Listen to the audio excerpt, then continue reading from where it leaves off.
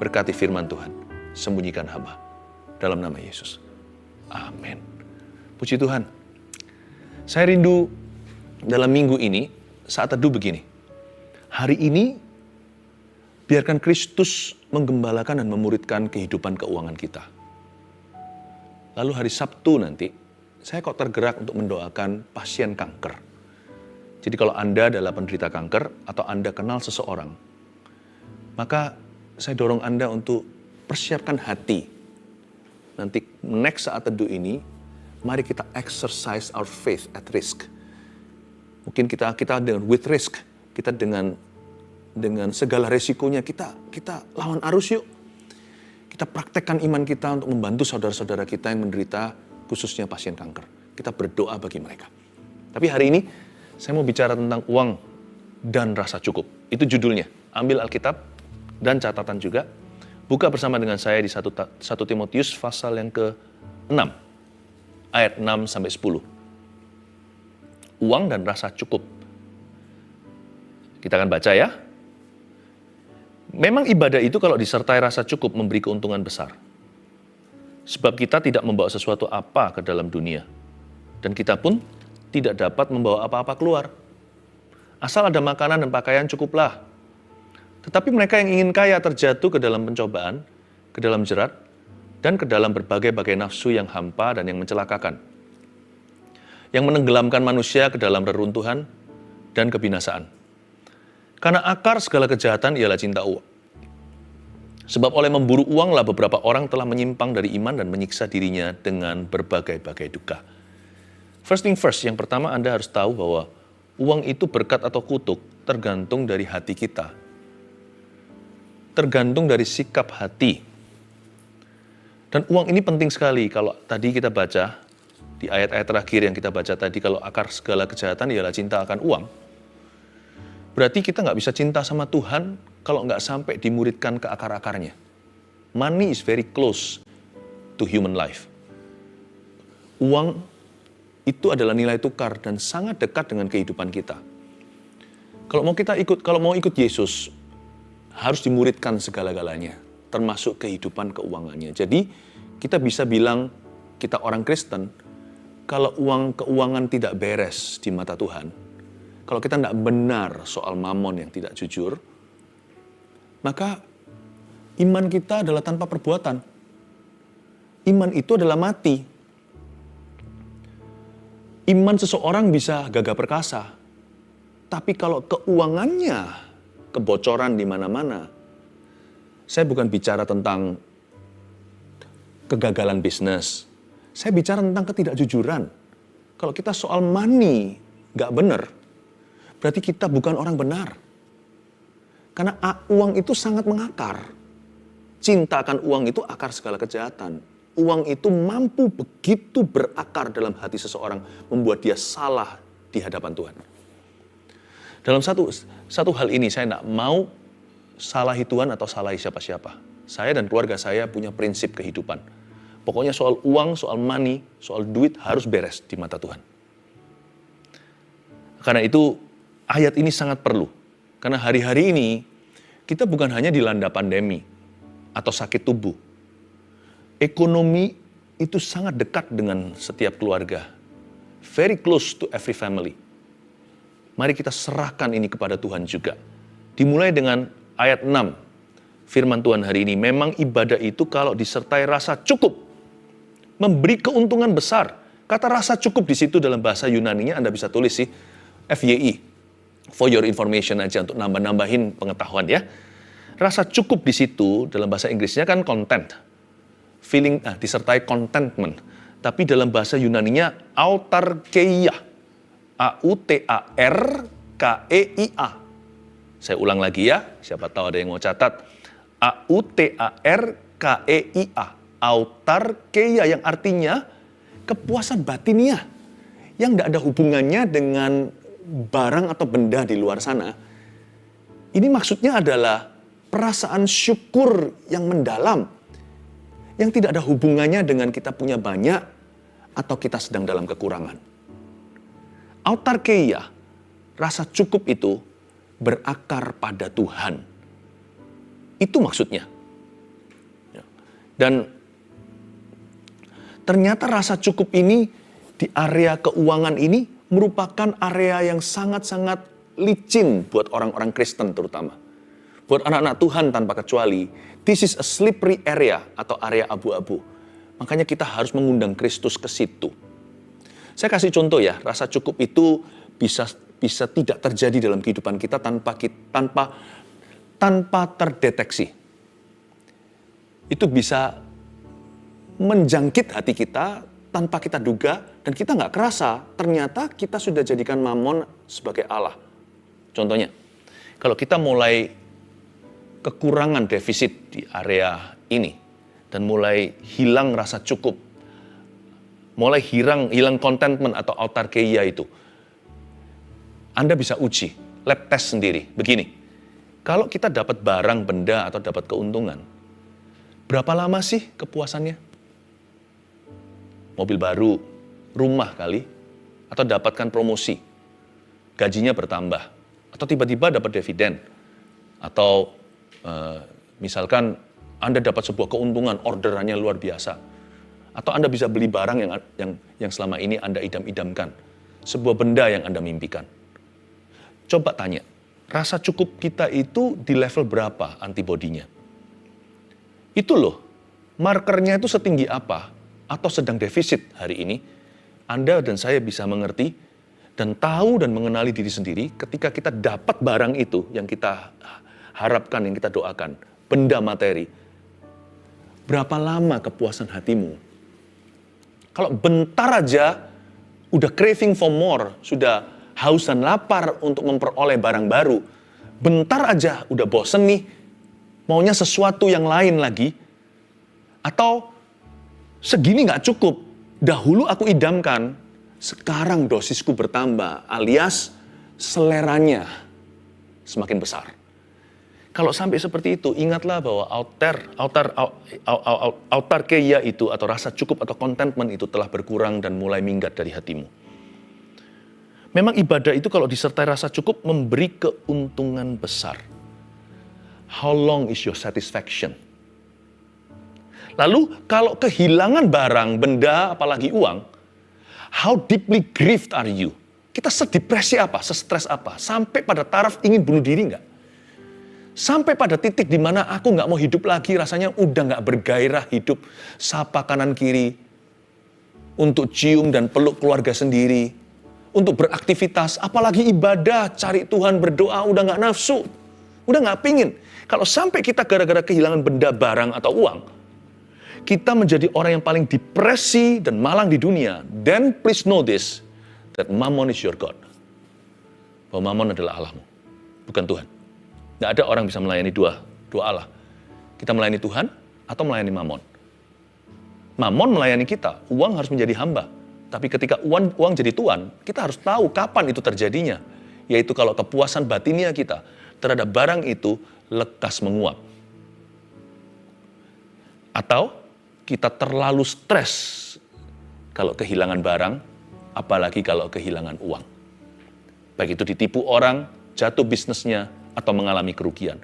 Kalau Anda sampai stres setengah mati, depresi, bahkan lihat keluarga aja sudah nggak selera cinta, apalagi lihat Allah udah kecewa, dan mungkin ada baiknya sekali-kali terpukul begitu, supaya kita itu nilai kekalnya tidak diambil, supaya suatu hari masuk surga kita itu nggak masuk setengah orang, supaya kita masuk segenap hati.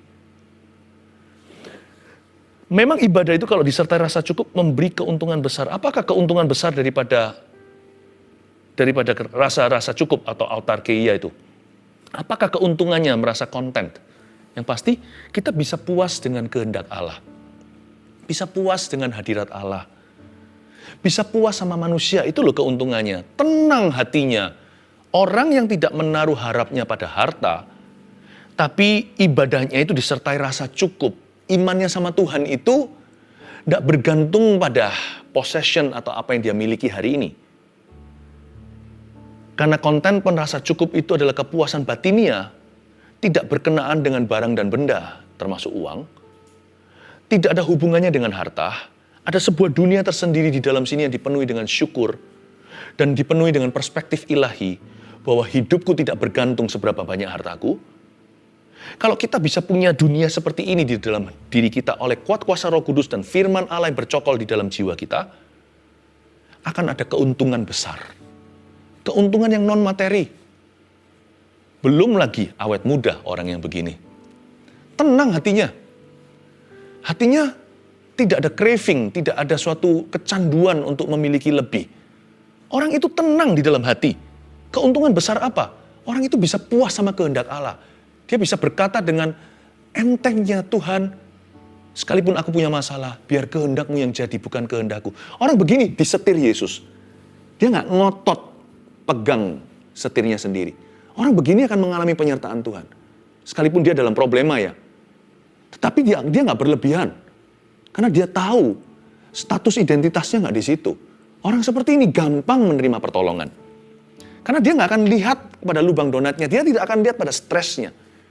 Tapi dia akan mudah sekali untuk menyerahkan segalanya kepada Tuhan. Orang seperti ini keuntungannya besar. Dia bisa puas dalam hadirat Allah. Sebab kita tidak membawa sesuatu apa ke dalam dunia, kata ayat 7. Dan kita pun tidak dapat membawa apa-apa keluar. Rasa cukup itu lebih mudah terjadi di hati seseorang yang tahu pewahyuan firman. Bahwa dunia ini bukanlah rumah permanennya. Orang yang percaya bahwa sorga itu nyata, bukan sorga yang di bawah telapak kaki ibu seperti pepatah bahasa Indonesia. Kalau kita baca Alkitab, kita tahu ternyata sorga itu bukan rekayasa atau ide manusia. Sorga itu tempat nyata dan Yesus mengatakannya, Yohanes 14 contohnya, aku pergi ke sana untuk menyediakan tempat bagimu, di rumah Bapakku ada banyak tempat tinggal. Kalau kita tahu bahwa sorga itu ada, lebih gampang gitu. Sebab orang yang tanpa Tuhan, orang yang tidak punya iman, orang yang tidak punya visi kehidupan yang kekal, orang begitu lebih susah. Dia mau pol-polkan, mau gas secara maksimal, dia mau senangkan segala sesuatu, pum-pum masih ada di dalam tubuh. Karena dia nggak tahu ada kehidupan setelah kematian. Jadi dia rasa hidup ini sementara, hidup ini sebentar. Hanya materi yang bisa memuaskan saya. Saya harus gas kencang-kencang, harus nikmati segala perkara. Semakin dia lakukan itu, semakin kering rohnya. Semakin dia demikian, semakin hampa hatinya. Sebab Anda harus tahu, di dalam auterkeia, di dalam jiwamu, rasa cukup itu hanya bisa diisi dengan perkara-perkara yang kekal.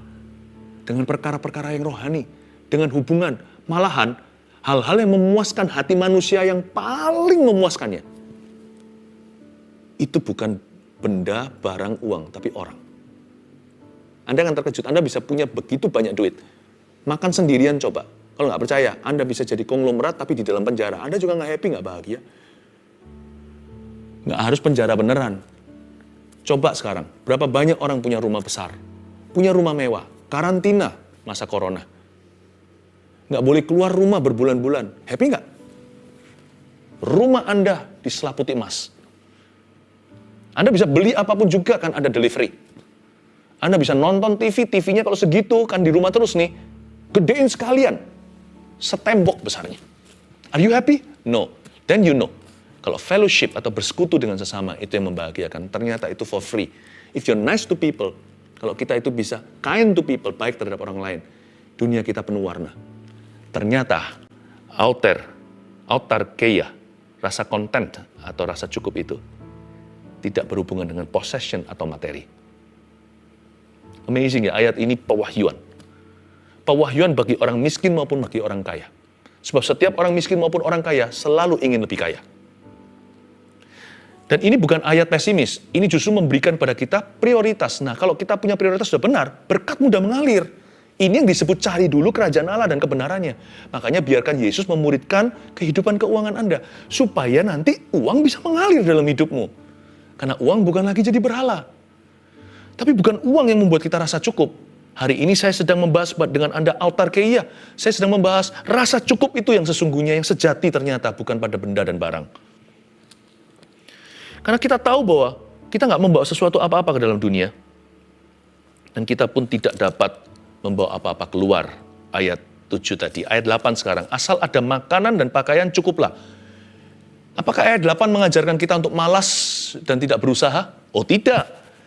Asal ada makanan dan pakaian cukuplah ini bukan ayat pesimis. Tapi ini adalah sebuah himbauan, bukan himbauan, sebuah perintah firman Tuhan to slow down the craze, untuk memperlamban kegilaan dunia. Kegilaan dunia, jangan lihat dunia, itu ada di dalam hati setiap manusia yang tidak dipenuhi dengan Roh Allah. Kita juga bisa kembali begitu loh, kalau kita hari ini defisit firman Allah. The craze, begini maksud saya. Dulu hal-hal tertentu sudah bisa memuaskanmu. Sekarang dosisnya meningkat. Udah nggak cukup segitu. Dulu kalau kita bisa untung 1.000, kita senangnya setengah mati. Asal bisa untung gitulah. Naik tiba-tiba seleranya, semakin bernafsu. 1.000 nggak cukup, harus juta. Setelah juta, sekian juta, pertama kali pegang juta itu rasanya, wah, berbunga-bunga, berbinar-binar. Sekarang, baru berapa tahun, rasanya itu apa artinya? Dahulu memuaskanmu, sekarang itu tidak berarti sama sekali. Harus miliar. Miliar pun 1 digit, miliarnya berdijit-dijit. Miliarnya dengan nolnya banyak di belakang, baru bisa memuaskan Anda. Setelah itu, naik lagi dosisnya. Lama-lama Anda pikir, apa lagi yang bisa saya beli? Hampa, hampa, hampa. Ayat ini bukan bicara bahwa kita pesimis aja, minimalis. Nggak usah sukses nih. Enggak loh ya. Ini bukan poverty mentality. Ayat 8 tidak mengajarkan pada kita mentalitas kemiskinan. Karena kita tahu baik Abraham, Ishak maupun Yakub, tiga-tiganya, cikal bakal iman kita itu orang-orang yang sukses. Bukan karena main curang, mereka sukses karena mengelola, karena prioritas mereka benar. Abraham itu loh, Ishak aja, putra mahkota, jangankan perusahaannya, diserahkan ke Tuhan. Makanya Tuhan berkata, aku akan menjadikan keturunanmu berkat. Aku akan memberkati siapa yang memberkati kamu, aku akan mengutuki siapa yang mengutuki kamu. Ishak, dia nggak jadi anak mama. Sendok emas papa yang disuapkan ke mulutnya. Dia cari bagian divisi. Sumur-sumur Abraham yang sudah mati. Digali lagi, diusahakan. Dia jadi juragan air di padang gurun. Karena itu Ishak menuai 100 kali lipat, kata firman Tuhan di perjanjian lama. Yakub bagaimana? Dia sampai hitam gosong kulitnya. Karena dia turun ke lapangan. Tidak jadi anak bos, menang-menang anak Abraham, cucunya. Tapi dia sendiri melakukan dengan turun tangan, menggembalakan domba-domba dan kambing dari tangan Laban. Sehingga dia menjadi lebih besar daripada uncle paman atau papa mertuanya. Coba bayangkan, 3 orang-orang ini tidak ada poverty mentality. Mereka tidak pernah berkata asal ada makanan dan pakaian cukuplah dalam tonasi yang salah. Tapi ayat ini gini loh, bro gitu kira-kira. Sudahlah, kamu mau punya berapa duit? Berapa banyak harta? Makan juga cuma 3 kali sehari kalau nggak kolesterolan. Atau lebih sedikit-sedikit boleh lah ya, tapi nanti harus diet kemudian. Asal ada makanan dan pakaian cukuplah. Mau cari apa? Mentalitasnya mengelola. Bukan taruh identitas di situ. Andai ku kaya, sik asik. Bukankah ada lagu seperti itu? Zaman dulu berapa puluh tahun lalu. Di televisi-televisi Indonesia, belum zamannya YouTube nih. Ya kan? Lagu anak kecil, andai ku kaya. Jangan, kalau kita punya mentalitas gitu, andai ku kaya, ayat ini adalah antibiotiknya. Ini netralisirnya, ini vaksinnya. Asal ada makanan dan pakaian, cukuplah sayang. Cukuplah. Mau cari apa? Mentalitasnya mengelola, memuliakan Allah dengan harta kita, dan menikmati dengan cara yang baik dan proporsional. Sebenarnya manusia itu nggak butuh banyak harta sih. Kalau sampai banyak harta itu kepercayaan. Kita per orang, per individu itu sedikit harta secukupnya aja. Berikan pada kami hari ini makanan kami secukupnya. Secukupnya aja hidup kok. Nikmat kok. Makanya itu slow down the craze. Tolong diperlamban overdosisnya. Dibuat ada pelan perkembangan nafsunya. Dibuat lebih relax gitu. Dibuat lebih tenang. Upgrade keinginannya. Ayat 9. Tetapi mereka yang ingin kaya terjatuh ke dalam pencobaan, ke dalam jerat dan ke dalam berbagai-bagai nafsu yang hampa, Dan yang mencelakakan, yang menenggelamkan manusia ke dalam keruntuhan dan kebinasaan. Nah ini masalahnya di sini. Tetapi mereka yang ingin kaya, jadi bicara kepada orang miskin maupun orang kaya. Karena orang miskin dan orang kaya, dua-dua selalu ingin lebih kaya. Tetapi mereka ingin kaya. Apa salahnya dengan ingin kaya? Bukan. Yang di sini ingin kaya jadi motivasi. Tapi kalau kita jadikan itu ambisi kerja itu nggak apa-apa. Kita mau sukses, kita mau berhasil. Kita jual barang, mau laku barangnya. Haruslah, itu lumrah. Tapi kalau ini jadi motivasi menggantikan Allah. Uang itu punya unsur seperti Tuhan. Dia mencoba uang kalau tidak kita kendalikan dengan iman yang sehat, dia akan liar dan berusaha untuk menjadi KW-nya Tuhan. Karena uang bisa memberi kita rasa aman yang palsu. Uang itu punya karakteristik yang meniru Tuhan. Dia bisa memberikan kepada kita jaminan masa depan. Dia seolah-olah bisa membeli segala sesuatu. Mau coba KW meniru kemahakuasaan Allah. Tapi uang bukan Allah. Itulah sebabnya yang ingin kaya ini di dunia motivasi. Nah ini salah, menggantikan Allah. Tapi kalau itu jadi visi kerja kita supaya kita berhasil dan sukses, it's okay sih. Tapi yang masalah di sini adalah kalau mereka yang ingin kaya terjatuh ke dalam pencobaan. Garis bawahi kata pencobaan. Jatuh ke dalam pencobaan. Nah ini bagi orang yang suka tergesa-gesa ini. Ini mulai masuk spekulasi ini. Ke dalam jerat, ada kata jerat di situ. Nah masuk jebakan. Jadi agak buta, kurang matang decision atau keputusannya. Karena dia merasa keuntungan, sudah lambai-lambai tangan, sini. Dia nggak pikirkan hulu ke hilirnya. Nggak lihat prosesnya. Kenapa gitu? Karena ke dalam jerat dan ke dalam berbagai-bagai nafsu yang hampa dan yang mencelakakan dan menenggelamkan manusia ke dalam keruntuhan dan kebinasaan. Ada kata pencobaan, nafsu, ada kata keruntuhan, kebinasaan setelah kalimat mereka yang ingin kaya. Hati-hati dua hal ini ya. Orang yang suka ambisi di area baru sedangkan dia tidak menguasai bidangnya. Dia nggak lihat prosesnya. Be very careful. Satu bidang itu salah atau benar, asal itu bukan kriminalitas. Itu nggak bisa, itu relatif per orang. Bidang itu benar buat saudaraku, tapi kalau saya masuk ke situ saya salah, karena saya nggak menguasai bidang itu. Saya berjudi di sana. Bagi orang lain, mereka itu study for it. Mereka belajar. Bagi mereka bukan area abu-abu. Bagi mereka di situ adalah suatu medan perang yang mereka terlatih untuk itu. Saya nggak begitu. Jangan coba-coba. Belajarlah setia dengan 5 roti 2 ikan. Apapun yang setelah Anda jalankan, sinergikan hidupmu dengan itu. Dan belajar tanggung jawab dulu dengan hal yang demikian. Miliki perencanaan yang matang, karena itu jangan rencana sendiri. Libatkan keluarga. Alangkah baiknya suami istri sama-sama bertumbuh dalam Kristus. Supaya nggak seperti Anania Safira, saling menjatuhkan. Malah justru saling melengkapi, saling memperingati. Menjadi spion kanan, spion kiri. Tapi puji Tuhan kita juga ada dalam komunitas, di gereja yang saya gembalakan. Ada pemimpin-pemimpin rohani yang selalu membantu mereka, yang tidak memanipulasi. Tidak ingin diberi apa-apa dari sukses orang. Benar, kami ini kerja. Kami ini kerja dengan giat lebih daripada banyak orang. Sehingga kami hidup secara sah. Tetapi orang-orang yang ada di sekeliling kami doakan supaya mereka sukses. Untuk mereka, bukan untuk kita. Tujuannya adalah supaya Tuhan disenangkan. Libatkan orang-orang yang baik, yang dapat dipercaya, yang dewasa rohani. Jangan Anda itu masuk ke dalam sebuah area baru hanyalah bermodalkan ambisi atau spekulasi, namun tanpa disiplin yang tinggi. Ada area-area yang memang judi, tapi Anda jangan tanya sama saya, contohnya kayak saham. Saham itu judi atau enggak? Loh, tergantung, ada cara orang bermain untuk ambil keuntungan secepat-cepatnya, lalu gila-gilaan, uang pas-pasan dicemplungkan semua. Itu salah sendiri, bukan? Saya akan berhati-hati memberi nasihat apapun. Saya ajak Anda berpikir aja daripada saya memutuskan untuk Anda. Begini ya, bagi orang yang punya sifat suka berjudi, apapun jadi, jangankan saham atau apa, olahraga aja jadi judi. Hari ini hujan atau enggak, taruhan. Apapun dipertaruhkan. Kalau yang seperti itu, mendingan cari kerja yang absah.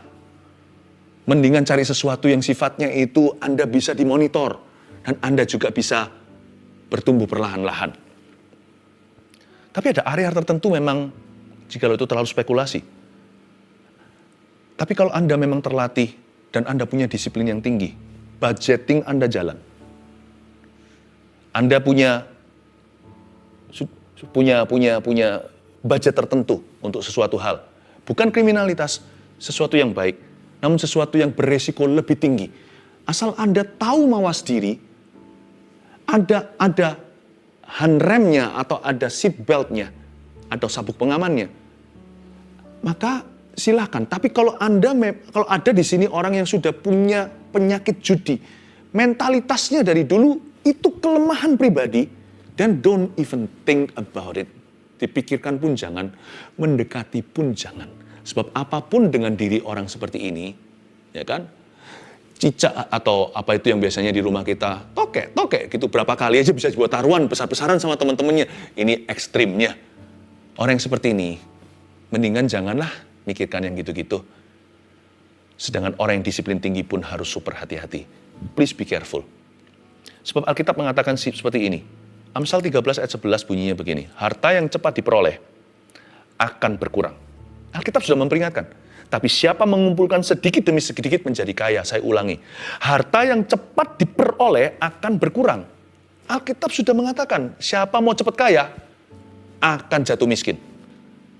Kalau bisa, bahkan mungkin sekali untuk bangkrut total. Tapi siapa mengumpulkan dikit demi sedikit menjadi kaya. Sedikit demi sedikit, nggak tentu ribuan. Bagi beberapa orang, karena dia kerjanya itu loyal, karena dia sungguh-sungguh tanggung jawab, dan dia menjadi expert dan excellent dalam apapun yang dia lakukan. Dikit demi sedikit, bagi keluarga tertentu itu ribuan. Bagi keluarga lain itu jutaan. Jangan saling iri ya. Porsinya beda-beda 1, 2, 5 talenta. Bagi keluarga tertentu lainnya, itu miliaran sedikit demi sedikit. Orang yang miliaran, penghasilannya juga bisa berpikir, aku mau langsung triliunan. Karena manusia selalu mau mendaki gunung yang mereka tidak punya. Tapi Alkitab berkata, masuklah dalam proses. Masuk dalam proses. Apapun juga itu ada budgetnya dan harus ada prosesnya. Hulu hilir dari ujung ke ujung satunya. Anda harus lihat prosesnya. Dikit demi sedikit itu bisa ribu, juta, atau miliar. Jangan saling iri. Masing-masing tanggung jawab sendiri di hadapan Tuhan. 5 roti, 2 ikan. Baik itu 2 ikannya, 2 ikan teri. Ikan teri maksudnya. Atau 2 ikan paus. Tapi jangan langsung minta 20 ikan atau 200 sekalian. Selalu dimulai dengan apa yang Tuhan taruh di tanganmu untuk kau pertanggungjawabkan. Karena akar segala kejahatan ialah cinta uang. Ayat 10. Maksudnya akar segala kejahatan ialah cinta uang itu apa? Uang itu bukan akar kejahatan loh ya. Cinta akan uang. Bukan uang. Uang itu berkat Tuhan atau kutuk, tergantung hatimu. Karena akar segala kejahatan itu bukan uang, tapi cinta uang. Maksudnya apa? Saya kasih penjelasan simpel sekali. Akar segala kejahatan ialah cinta uang itu begini loh. Demi uang ya, tiada dosa yang mustahil di dunia ini. Kira-kira gitulah bahasa saya untuk menjelaskan ini. Makanya itu, for money, people will do anything. Itu yang saya sebut kegilaan yang terjadi di dalam batin manusia yang hampa. Isilah, Bapak Ibu Saudara jemaat yang terkasih, isilah dengan autarkeia, rasa konten dalam Yesus atau perasaan cukup dalam Tuhan. Karena itu saya kasih 3 poin sederhana untuk Anda mulai dengan ini. Amsal 13:11 tadi jangan lupa ya, harta yang diperoleh cepat-cepat berkurang, tapi yang dikumpulkan dikit-dikit menjadi kekayaan. Karena itu tulis ini. Yang pertama, taruhlah percaya pada Tuhan dan bukan pada harta. Saya kasih kata-kata hikmat. Saya rasa di saat teduh kali ini banyak the words of wisdom. Banyak kata-kata hikmat. Taruhlah percaya pada Tuhan dan bukan pada harta. Alkitab jelas-jelas berkata, seberapa banyak pun hartamu, hidupmu tidak bergantung sama itu loh. Ada apa-apa terjadi, Anda hanya bisa beli ekstra oksigen tank. Nggak bisa nambah nyawa. Apalagi nambah sahasta hidupmu, nggak bisa. Ya. Taruhlah percaya pada Tuhan, bukan pada harta. Jadi, janganlah kita itu ingin segera menjadi kaya. Oleh karena itu nomor 2, tabunglah pelan-pelan dan jangan serakah.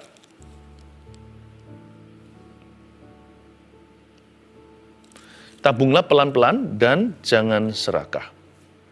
Jadi tangkap ini prinsipnya dulu ya. You must have spiritual principles. You must have the right spiritual principle. Hari ini Tuhan Yesus memuridkan keuangan kita. Dan prinsip kedua yang saya bagikan tadi adalah tabunglah pelan-pelan ya, Bapak Ibu Saudara, dan jangan serakah. 3, terakhir, belajarlah memberi. Dan nikmati dengan keluarga. Jangan hanya nikmati kalau dapat barang atau benda. Sama keluarga itu nikmati pemberian. Maksudnya nikmati roh memberi. Bersama-sama dengan keluarga, kita bisa memberi. Itu nikmat. Jadikan itu perayaan. Nanti ya, keluarga yang bisa menikmati memberi bersama, bisa menikmati menerima bersama. Berkat-berkat dari Allah. Belajarlah memberi dan nikmati dengan keluarga. Dan juga berarti, nikmatilah keluargamu. Hari ini apakah Anda kaya atau miskin, kita punya atau kekurangan, you can always enjoy your God. You can always enjoy your family. Kita selalu bisa menikmati Tuhan dan selalu bisa menikmati keluarga kita. Ada El Shaddai soalnya. Ada Allah yang Maha Kuasa pernah berkata seperti ini. Bukankah Tuhan sudah berfirman? Jangan takut. Sekali-kali aku tidak akan meninggalkanmu. Tidak menolakmu. Aku akan memeliharamu. Yehovah Jireh itu sungguh-sungguh nyata dalam kehidupan orang yang percaya.